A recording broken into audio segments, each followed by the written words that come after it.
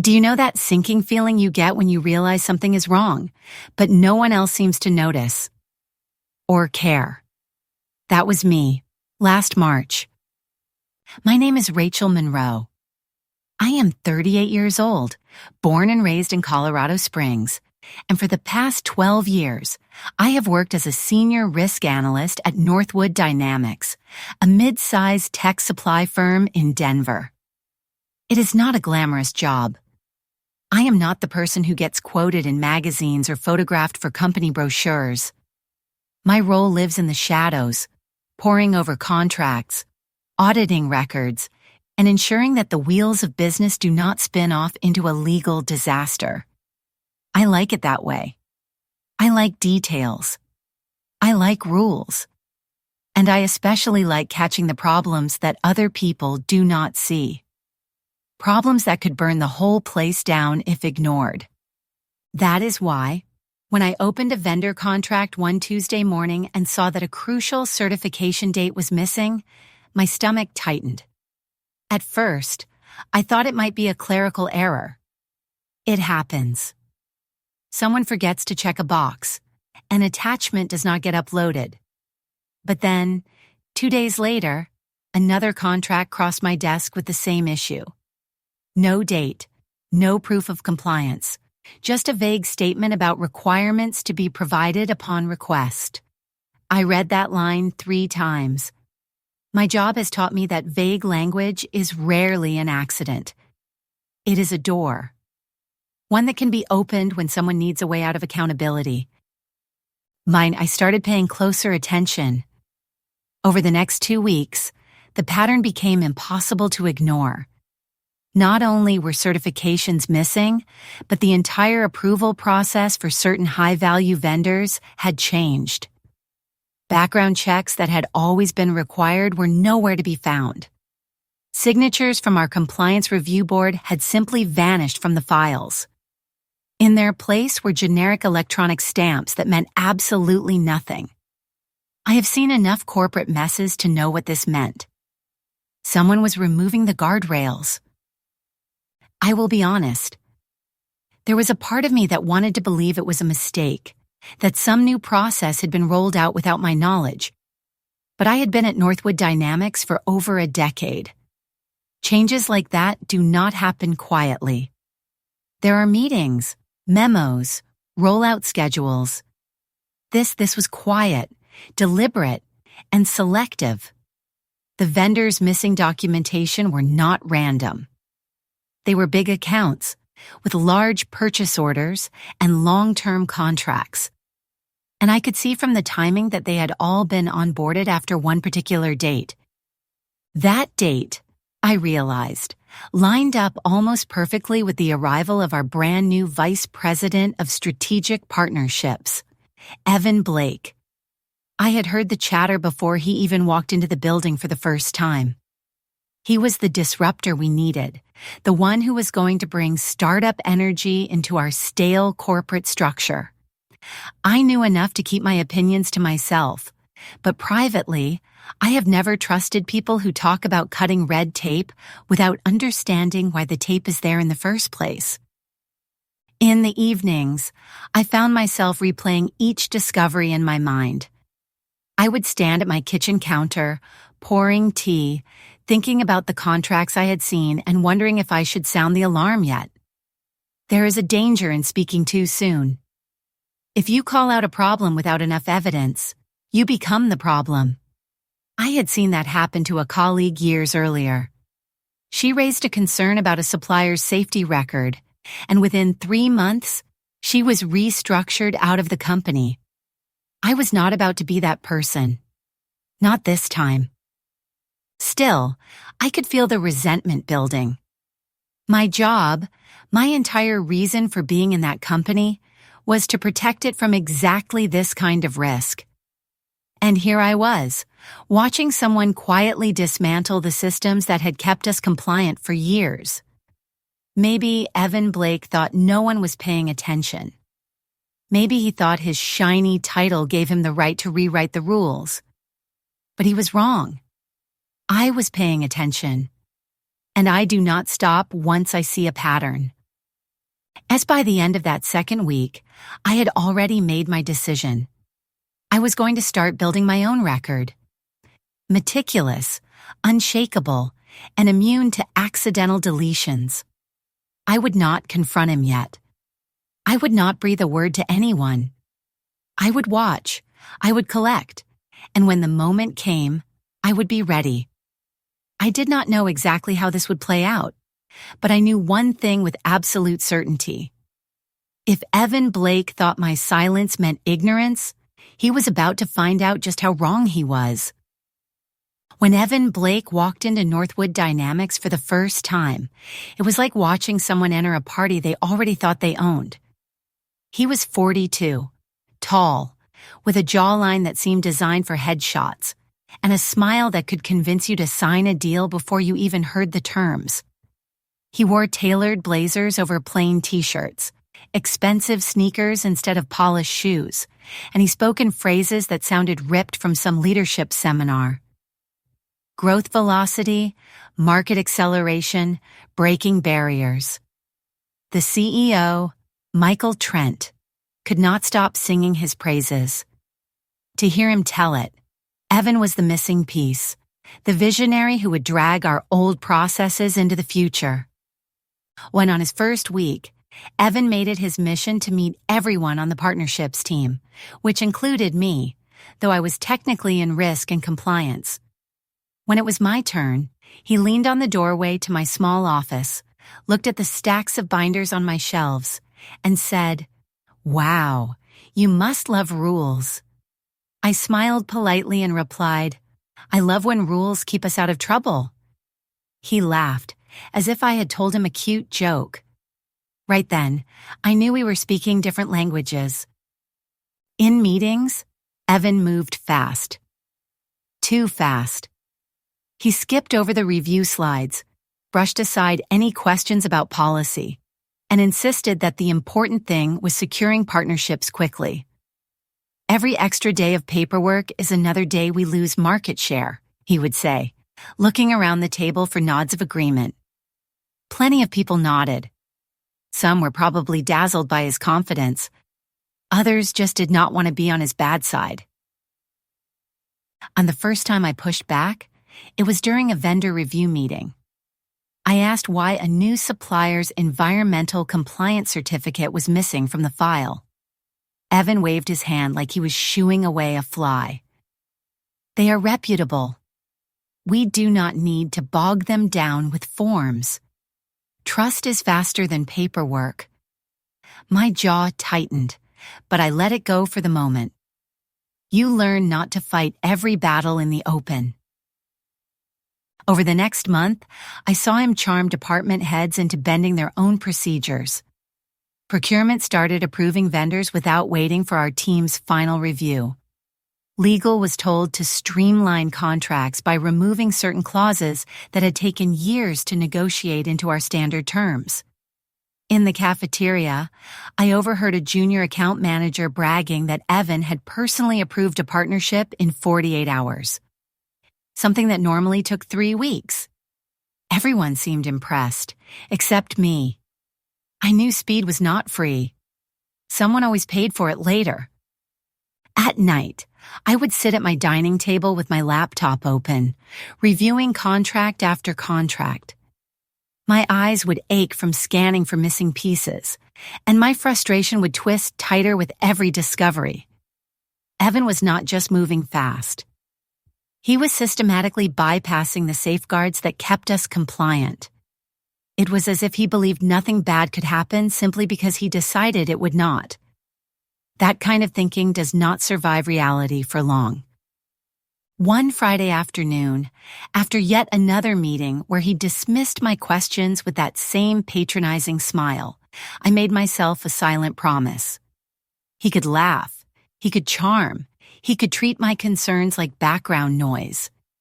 But I would keep watching, and I would keep my own record of every shortcut he took. I had the patience for it. I had the discipline. And sooner or later, I knew a day would come when someone higher than him would demand answers. When that day arrived, I would be ready to give them. down to the last missing signature. By the time April rolled around, my binder was growing heavier by the week. Every missing certification, every skipped background check, every altered policy draft. It was all there, neatly labeled and dated. I was not looking for a fight, but I could feel one inching closer. I knew if I stayed silent much longer, the damage would not just be Evan's to answer for. It would land on all of us. And I have never been willing to let someone else's shortcuts jeopardize my work. Or my name. I decided to start small. First, I went to my direct manager, Carla Jennings. Carla had been at Northwood Dynamics almost as long as I had, and she knew the compliance process inside and out. I handed her a short report I had prepared. A clear summary of what I was seeing, with 3 vendor files as examples. Carla skimmed the first page, then sighed. Rachel, you know Evan moves fast. If you slow him down without solid proof, it will not go well for you. Let him run his process unless you have something concrete. She slid the papers back across her desk. That was her answer. Concrete. That word echoed in my head as I walked back to my office. How much more concrete did she need? Missing certifications are not a matter of interpretation. They are violations. But I had worked in corporate long enough to know that sometimes people see only what they want to see. And right now, everyone wanted to see Evan Blake as the company's golden ticket. So I went to him directly. I scheduled a 30-minute meeting, knowing full well that he would try to cut it short.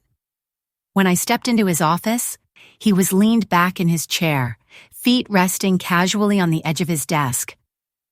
Rachel, he said, smiling like we were old friends. What is on your mind? I laid out the facts. Contracts without signatures, missing safety audits, altered onboarding steps that bypassed legal review. I kept my voice even, but inside I was burning with frustration. These are not minor oversights. Evan, if a regulator requests these files, we will not be able to provide the required documentation.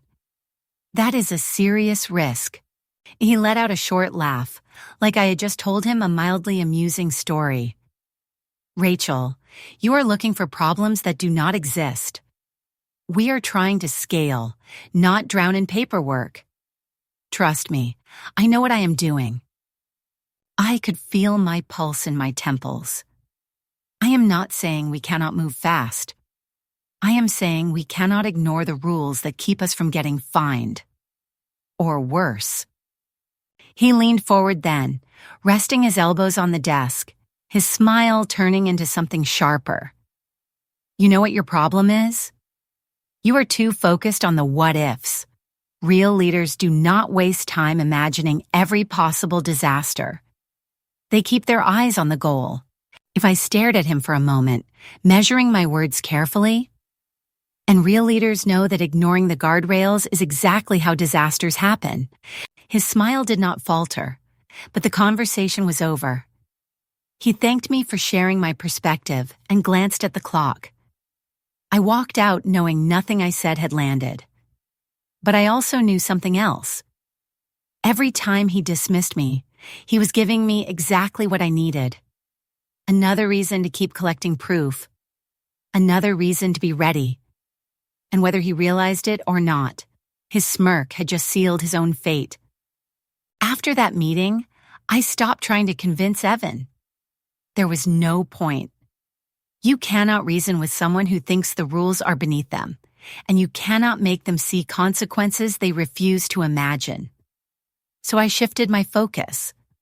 I stopped talking and started preparing. Every time a vendor contract crossed my desk, I scanned it for missing pieces and printed a hard copy. Every altered procedure, every skipped step, every vague approval. I saved them all. I created a binder that lived in the bottom drawer of my locked filing cabinet, a binder that would never be connected to the company's shared drive. On the front, I wrote in plain black marker, Q1 vendor changes. Internal reference. Harmless enough on the surface, but inside it was a timeline of everything Evan had touched and quietly streamlined into non-compliance. I made sure the evidence was airtight. Each page had a sticky note with the date I received it, who sent it, and what was missing. For digital records, I printed the metadata, the file creation date, the edits, and the approval trail. I even took screenshots of emails that showed policy changes being made without the required signatures. I knew from experience that when people get nervous, files have a way of disappearing. But paper survives. Some nights, I would sit at my kitchen table with the binder open, a cup of chamomile tea beside me, feeling equal parts angry and grimly satisfied. Angry, because every missing certification was a liability that could blow up in our faces. Satisfied, because I knew I was building something undeniable. When the time came, this binder would speak louder than any warning I could give. At work, I kept my head down. I attended the same meetings, took the same notes, and asked the same questions. If Evan brushed me off, I let him. If Carla told me to pick my battles, I nodded. Let them think I was retreating. Let them believe I had accepted the new way of doing things. I had no interest in changing their minds anymore. I was after something bigger. The moment when someone outside our walls would demand answers.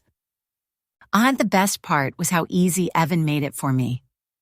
Every time he cut a corner, every time he fast-tracked a vendor without the proper checks, he handed me another piece of my case. He thought he was moving too fast for anyone to keep up.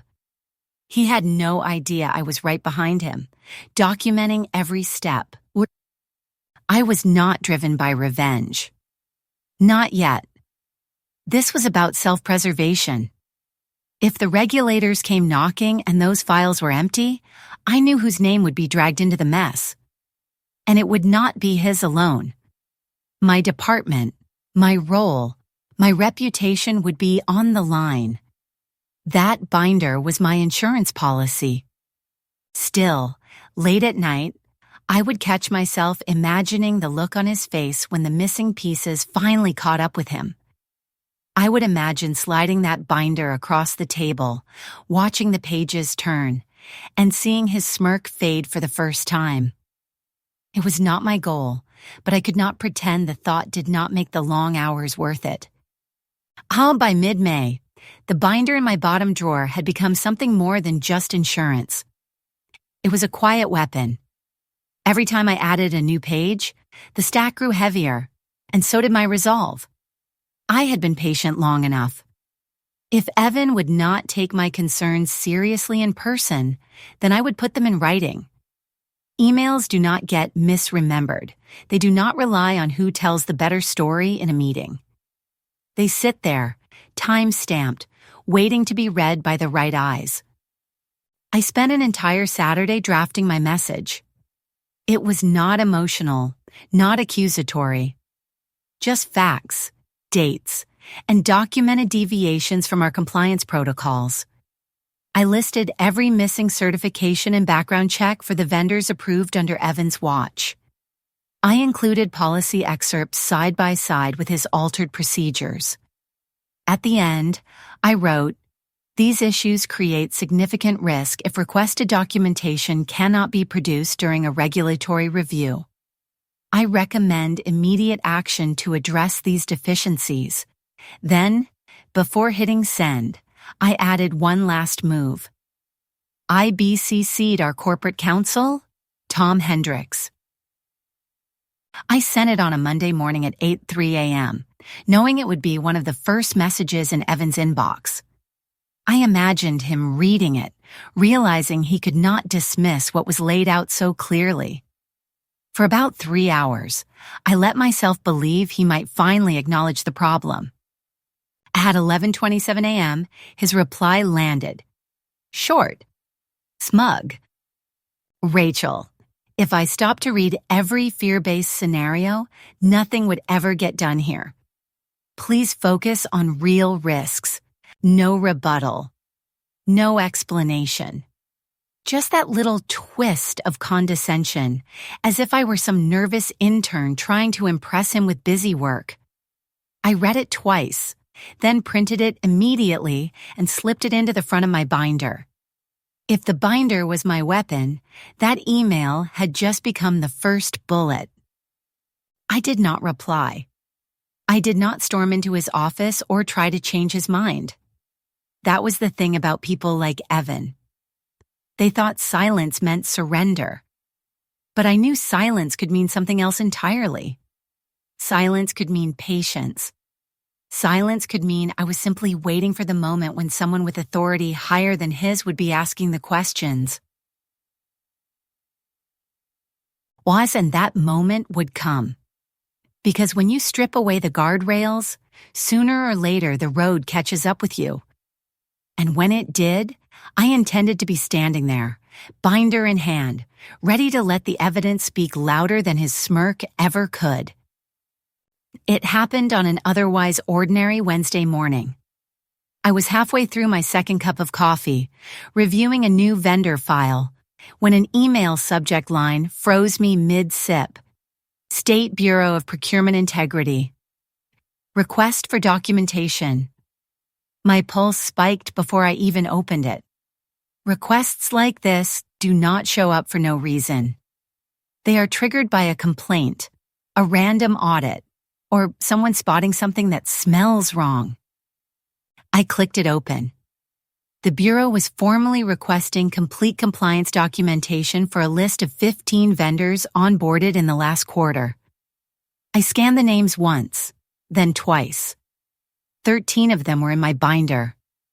My stomach sank, then tightened. This was it. The moment I had been building toward, without knowing exactly when it would come. Within an hour, the office was buzzing. People from procurement were on calls, legal was firing off emails, and department heads were suddenly circling back on projects they had ignored for weeks. Evan's door was shut, but I saw him through the glass wall of his office, pacing, phone pressed to his ear. He moved fast when he felt the heat. Too bad speed was exactly what had gotten him here. By noon, an emergency meeting invite hit my inbox. Boardroom, 2 p.m. Mandatory attendance for all senior staff. That was unusual. Even more unusual was the note at the bottom. State Bureau representative present. I leaned back in my chair, letting the words sink in. I had imagined this day, but now that it was here, the air in the room felt different. My binder was still in my drawer, waiting. Around 1:30, Carla came by my desk. Her tone was light, but her eyes were sharp. Looks like we are going to need all hands on deck this afternoon. Just be ready to speak if asked. I nodded, keeping my face neutral. She had no idea I had already been ready for months. At exactly 2:00, I walked into the boardroom. The long glass table was crowded. CEO Michael Trent at the head, Evan 2 seats down, Carla across from him. At the far end sat a woman in a charcoal blazer with a neat stack of folders in front of her. She introduced herself as Inspector Karen Silva from the Bureau. Her voice was calm, but there was a weight behind it, the kind of weight that makes executives sit up straighter. "Yes, we have received reports," she began, "that certain vendors approved in the last quarter may not have complete compliance files as required under state procurement law. We are here to review those files." She turned toward Evan. "As Vice President of Strategic Partnerships, I understand these approvals fell under your direction?" Evan smiled his practiced smile. "Yes, and I am confident we can get you everything you need." But his voice had that faint edge I recognized. the same edge I had heard the first time I asked him about missing certifications. The inspector opened her folder and read out the first vendor name. Please provide the full compliance documentation for Apex Industrial Solutions. Evan hesitated for just a second before answering. I will have my team send that over shortly. She moved to the second name. Same pause. Same vague promise. By the fifth vendor, the pause had stretched into silence. I could feel the shift in the room, the way eyes began to turn toward me, as if everyone was suddenly remembering my questions, my warnings. Michael Trent's gaze was the sharpest, and I knew then. It would not be long before he asked the one question I had been waiting to hear. Mom, by the time Inspector Silva reached the 10th vendor on her list, the tension in the room had shifted from polite discomfort to something heavier. Like the air right before a thunderstorm. Evan's smile had thinned to a flat line, and the rhythmic tapping of his pen was the only sound between the inspector's questions. Michael Trent leaned forward, folding his hands on the table. Evan, he said evenly, do you have these files or not? It was not a question you could charm your way out of. Evan cleared his throat. Some of the certifications are still in process. We have verbal assurances from these vendors, so there is no actual risk. Inspector Silva cut him off. Verbal assurances do not satisfy statutory requirements. Mr. Blake, we need documented proof of compliance, signed and dated, or these vendors are in violation. Her tone was sharp, but calm. The kind of calm that means there is no more room for excuses. Michael's eyes moved down the table to me. Rachel, do you have any of these files? I could feel every head turn in my direction, but my voice was steady when I answered. Yes, I have them. Evan's head snapped toward me. What? I reached down to the floor beside my chair and lifted the heavy binder onto the table. The sound it made when it landed was deliberate, a solid thud in the silence. I slid it toward the inspector. This contains full documentation for each of the vendors on your list, including certifications, background checks, and policy approval histories. I have cross-referenced them with the original compliance requirements for this quarter. Inspector Silva opened the binder, flipping slowly through the tabs. Her eyes narrowed. Not with suspicion, but with recognition. These are complete, and they are organized better than some of the state's own files. She looked at me with a faint, proving smile before turning to Michael. If this is the standard Northwood Dynamics maintains, then the issue is not with the process. It is with the execution under Mr. Blake's leadership. Evan shifted in his seat. Rachel, you had access to... Michael held up a hand, cutting him off. She had access to what she needed to do her job, Evan. And she clearly did it. Which is more than I can say for you. No one spoke after that. The inspector continued reviewing the binder, making small notes, while Evan stared at the table in front of him. Carla avoided my eyes. The hum of the air conditioning was the only sound until Michael finally leaned back in his chair and said, "We are done here." Evan stood slowly, as if unsure whether he should speak or simply leave. In the end, he chose silence, walking out without a word. For the first time since he arrived, there was no smirk, no glib remark. Just the quiet weight of someone who knew the game had turned against him. And I sat there, my binder closed in front of me, knowing this was the moment I had been building toward for months. And the door closed behind Evan with a soft click, and for a second the room stayed frozen, as if no one quite knew what to do next. Michael Trent broke the silence, his voice measured but carrying that edge I had only heard a handful of times in my 12 years at Northwood Dynamics. Rachel, walk us through what you have here. And I pulled the binder closer and opened it to the first tab. This section covers all 15 vendors from the Bureau's request.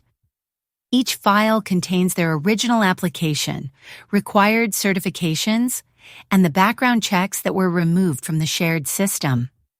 I have also included the email trail showing when those documents were deleted or replaced, along with the metadata from the edits.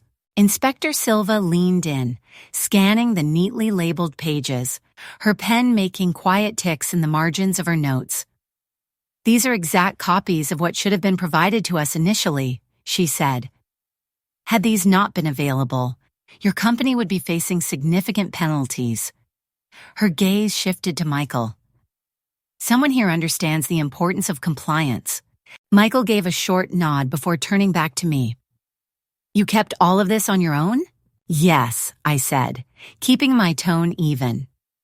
When I saw that required steps were being bypassed, I began maintaining an independent record to ensure we would have complete documentation if it was ever needed. Carla shifted uncomfortably in her seat. "Rachel, you should have." Michael cut her off. "She should have done exactly what she did." He looked around the table. "This is what diligence looks like. This is what protecting a company looks like." The inspector closed the binder, her hand resting on the cover for a moment before she slid it back to me. "Ms. Monroe, you just saved your company from a formal compliance violation, and from what I can see, you may have saved its reputation, too." A small, steady heat spread through my chest. Not pride exactly, but the satisfaction of knowing that months of quiet effort had just spoken louder than any argument I could have made. Evan's smirk, Carla's dismissals, the endless brush-offs. They were all reduced to background noise compared to the sound of a regulator validating every single move I had made. Michael exhaled slowly, like a decision had just been made in his head. "Rachel, stay after. The rest of you can go." As the room emptied, I stacked my papers and slid the binder back into my bag. My pulse was steady. I had imagined this moment so many times, but now that it was here, it was not about revenge. It was about clarity. For the first time in months, everyone in that room knew exactly who had been paying attention and who had not. When the door closed behind the last person, Michael leaned back in his chair and studied me for a moment, his expression unreadable. "Rachel," he said finally, "what you did here, it goes far beyond your job description. You prevented a serious compliance failure, and you did it without disrupting operations. That tells me you understand both the rules and the reality of this business. That is rare." I nodded, unsure where this was going, but I could feel the shift. Michael was not speaking as a CEO delivering praise to an employee. He was speaking as a leader deciding who he could trust. "Evan will not be returning to Northwood Dynamics," he continued. "His decisions put us at risk, and the board will not overlook that. As of today, his contract is terminated for cause." The words landed with the finality of a gavel strike. I had pictured this moment before, but in my imagination, there was always a little more drama. A confrontation, maybe, or at least a visible flicker of panic on Evan's face. Instead, it was quiet, clinical, and absolute. Somehow, that made it better. There was no fight for him to win, no stage to perform on. Just a decision made, and a door that would stay closed. Michael leaned forward. "I am recommending to the board that you assume oversight of all vendor onboarding and compliance operations. You have proven you can safeguard our processes, even under pressure.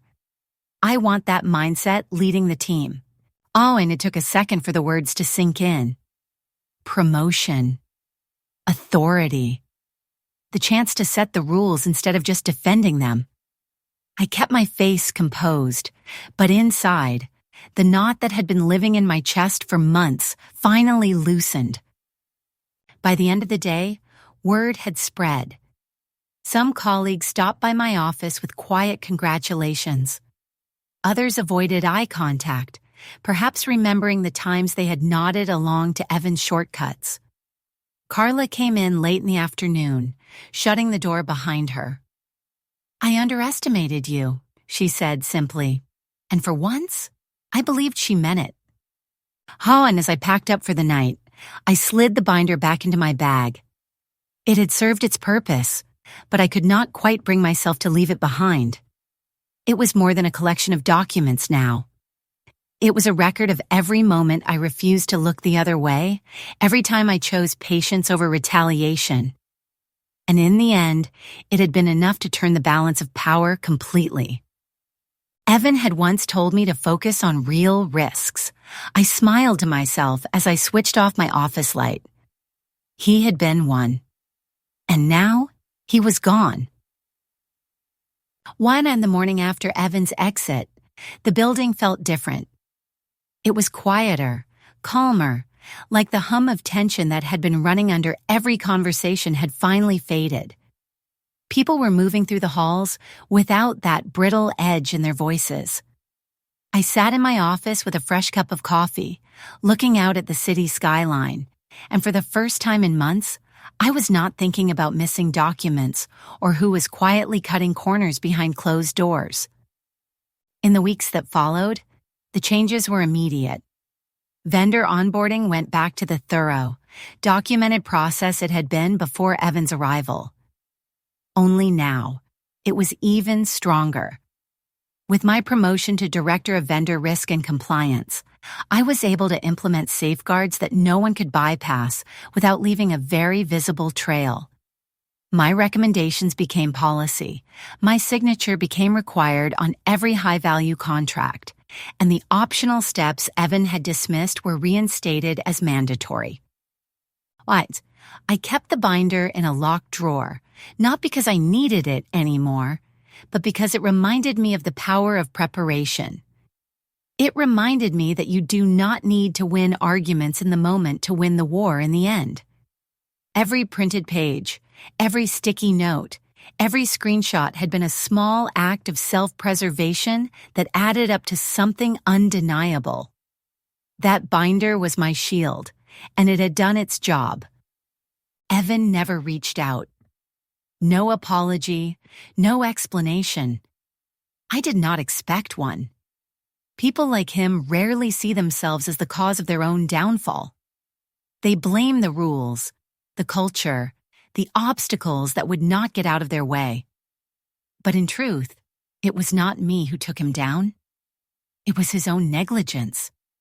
I just made sure the right people saw it. The biggest lesson. Silence is not weakness. Sometimes, silence is strategy. Sometimes, it is the decision to step back, gather every piece of truth you can, and wait until the moment the truth is the only thing that matters.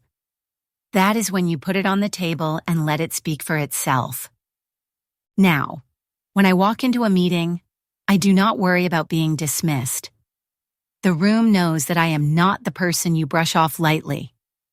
And if someone tries, well, I know exactly how to let them underestimate me. Right up until the moment they wish they had not.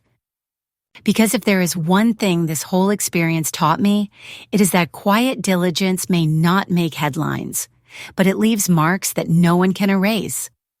And at Northwood Dynamics, those marks now carry my name.